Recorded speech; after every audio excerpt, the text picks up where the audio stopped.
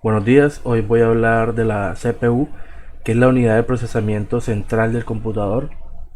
Tenemos de que la CPU es un circuito integrado formado por millones de componentes eléctricos. Esta es la pieza central del ordenador y permite una especie de traducción que toma las órdenes del usuario y las convierte a un lenguaje de máquina. Esto lo que hace es poder procesar las órdenes al resto de componentes de la computadora para que se ejecute una acción específica que el usuario requiera o que el usuario haya pedido. Esto se conoce como el procesamiento de datos. Las partes del procesador tenemos que pueden ser lógicas o físicas. Entre estas podemos encontrar el zócalo, que viene siendo la zona en donde el procesador se incrusta y se conecta al resto del equipo para luego poder ejecutar las órdenes. Tenemos el microprocesador, que se va a ubicar dentro del procesador y se encarga de captar la información que llega por medio del teclado y el mouse. Este mismo procesa los mandatos que el usuario indique. A los microprocesadores también se les llama núcleos. Con las nuevas tecnologías de fabricación, eh, las máquinas tienen varios núcleos y lo que agiliza varias tareas, o se puede hacer varias tareas al mismo tiempo. La unidad de control es la responsable de vigilar que las operaciones se ejecuten en secuencia y que se estén llevando a cabo de la mejor manera. Cualquier inconveniente de las aplicaciones se notificará al procesador en sí para que el usuario tome medidas de lugar. Tenemos el encapsulado, que viene siendo una lámina de silicio, la cual cubre el procesador para garantizar una protección y alargar su vida al deterioro. Gracias al encapsulado, el procesador es menos propenso a daños externos como rayarse o romperse. Tenemos los registros, que son un tipo de memoria que está ubicada dentro del procesador. Aquí se guarda información de manera temporal. Es una de las partes más rápidas o la parte más rápida del procesador. Tenemos la unidad lógica aritmética, que como su nombre lo indica, es la unidad que está dentro del procesador que lleva a cabo las operaciones aritméticas, es decir, procedimientos como la suma, la resta, la multiplicación, raíz cuadrada, entre otro tipo de operaciones. Tenemos la tarjeta de video. En la actualidad no todos los procesadores tienen tarjeta de video, pero esta se encarga de reproducir gráficamente los datos recibidos desde el procesador. Tenemos la memoria caché. La memoria caché es aquella que almacena programas e información más utilizados. Eh, a ello se debe que se acceda de manera más rápida a dichos programas. Es decir, cuando ya nosotros utilizamos un programa, la memoria caché se encarga de guardar la información de manera que la próxima vez que utilicemos el programa, se va a abrir de forma más rápida o va a responder de una manera más rápida. Esto también permite de que las memorias RAM tengan un acceso acelerado a la información de la, del procesador. En cuanto a las características visuales del procesador, tenemos de que varía de acuerdo a los procesadores, pero por lo general podemos encontrar el nombre de la familia de los procesadores. En este caso es Intel E7 7500. Tenemos el nombre del modelo de procesador, que en este caso es Intel Core 2 Duo. Tenemos el país de donde se comenzó a distribuir el procesador, que en este caso es Costa Rica. Podemos encontrar por lo general también la velocidad la velocidad de frecuencia del reloj en gigahercios. Esta es la frecuencia base por lo general. Encontramos también la cantidad de caché, que en este caso es 3 MB, y encontramos la velocidad del bus, que en este caso es 1066. Y abajo encontramos un número que representa el modelo del procesador.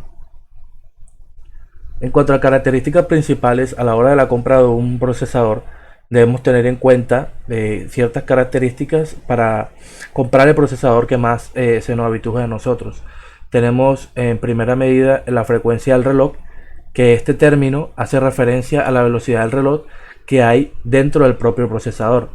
Es un valor que se mide en megahercios o gigahercios y es básicamente la cantidad de potencia del procesador. La mayoría de ellos cuentan con una frecuencia base para tareas básicas y otros tienen una frecuencia turbo, la cual se utiliza en tareas más exigentes como por ejemplo el gaming. Tenemos el consumo energético, que muchas veces lo encontramos como TDP. El consumo energético es normal que nos los encontramos en el procesador. Es un valor que se muestra en vatios con la letra W, se representa con la letra W. Y como es obvio, aquellos procesadores de una gama más alta van a ser más propensos a consumir más energía. Ante esto también es importante tener una buena fuente de alimentación acorde a la potencia de nuestro procesador y tarjeta gráfica. El número de núcleos, como ya lo había dicho en la parte de los microprocesadores, con el avance de la tecnología ya es posible encontrar tanto procesadores de Intel como de AMD con de 2 hasta 16 núcleos respectivamente. Estos núcleos son los encargados de llevar a cabo la multitud de tareas de manera simultánea, sin que el PC tenga que trabajar a una marcha forzosa. Aquí depende también mucho del uso que le demos a la máquina. Si lo vamos a usar únicamente para tareas de ofimática, con una CPU de 2 núcleos es suficiente, pero si ya lo que necesitamos es, por ejemplo, hacer streaming, jugar o llevar a cabo cualquier labor de edición de videos, ya se va a necesitar más núcleos para poder realizar estas tareas de forma más rápida.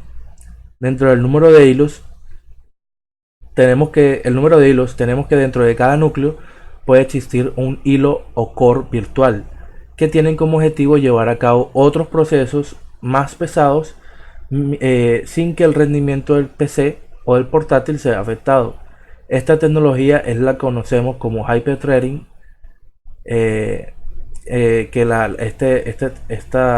este nombre lo acuñó Intel,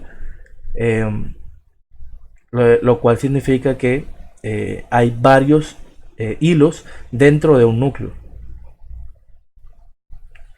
La memoria caché, pues ya había hablado de la memoria caché, ya sabemos que es donde se guarda la información de manera temporánea de los programas que más se utilizan.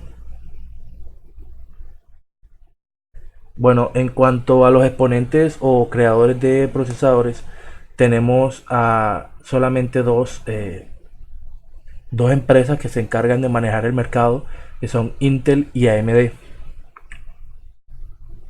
En cuanto a una comparativa que tenemos entre Intel y AMD, tenemos ventajas y desventajas de los procesadores Intel.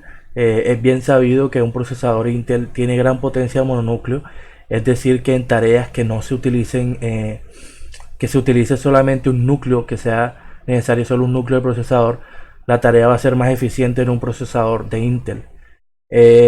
También es conocido de que tienen un poco mayor eficiencia energética. En los últimos años AMD ha aumentado su eficiencia energética, pero aún se ve un poco desnivelado en esta parte. ¿Qué es lo que pasa? Como los procesadores de Intel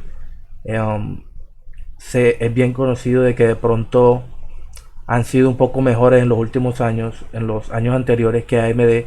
Ellos se han aprovechado de esto y han podido inflar los precios. Entonces eso sería una desventaja. Son muy buenos procesadores, pero son costosos. Por la parte de AMD tenemos de que AMD se ha caracterizado por un mayor número de núcleos. Es decir, que en tareas como Blender, render, edición de video, estos procesadores van a ser mucho mejor que los procesadores de Intel. Aprovechándose del precio de Intel, AMD ha sabido manejar una excelente relación calidad-precio. Es decir, sus procesadores tienen una muy buena calidad para diversas tareas y su precio no es tan elevado como los procesadores de Intel. Y pues la desventaja que tiene AMD con Intel es que AMD tiene poca potencia en mononúcleo.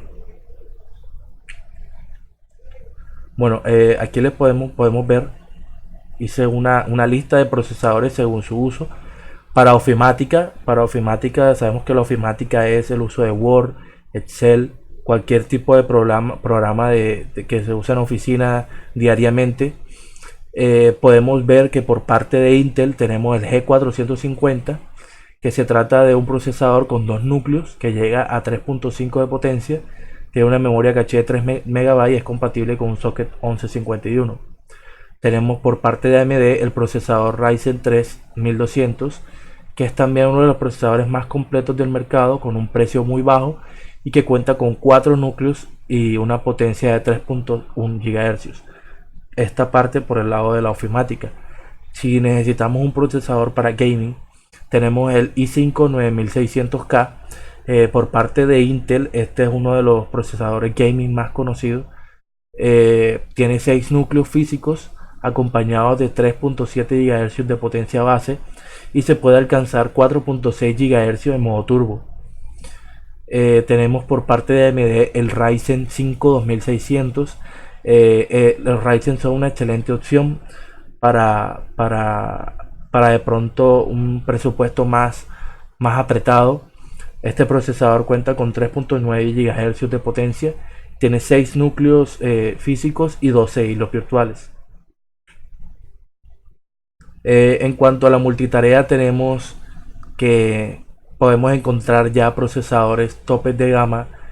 Vendría siendo por parte de AMD, por parte de Intel, perdón, podemos encontrar el i7 9700K, que cuenta con 8 núcleos físicos junto a 8 virtuales y una potencia de 13.6 GHz, que pueden llegar a 4.9 GHz en el modo turbo. Por parte de AMD, el tope de gama de AMD viene siendo el Ryzen 7 2700, que esta es una CPU que encuentra con 8 procesadores físicos y 16 virtuales, junto a una potencia turbo de 4.3 GHz. Es por esto de que es una buena opción y no se debe pasar por alto si quieres realizar multitarea. Bueno, muchas gracias por prestar atención a la presentación. Nos vemos la próxima vez.